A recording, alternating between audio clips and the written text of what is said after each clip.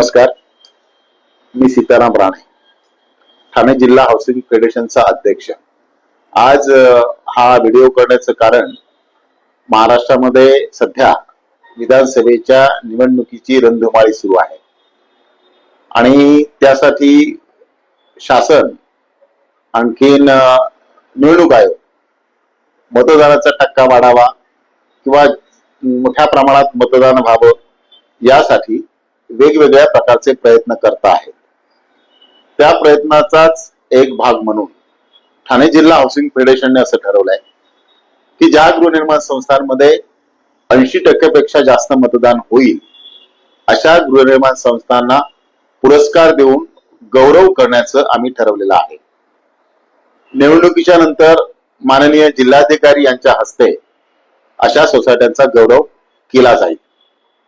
आपल्याला माहित असेल की शासनाने यापूर्वीच सोसायटीचे अध्यक्ष आणि सेक्रेटरी म्हणजेच मानद सचिव यांना BLA म्हणजे बूथ लेवल असिस्टंट म्हणून जाहीर केलेला आहे।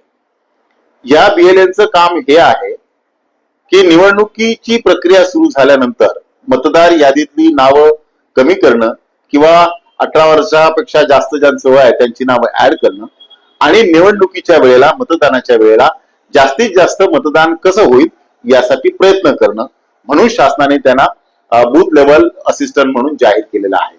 अशा बूथ लेवल असिस्टंटना म्हणजे सोसायटीच्या पदाधिकाऱ्यांना मी विनंती करेन की आपण निवडणुकीच्या म्हणजे मतदानाच्या दिवशी सुद्धा मतदानाचा टक्का कसा वाढेल, आपल्या सोसायटीतील जास्तीत जास्त मतदान कसं करतील यासाठी सर्व प्रकारचे प्रयत्न करायचे आहेत।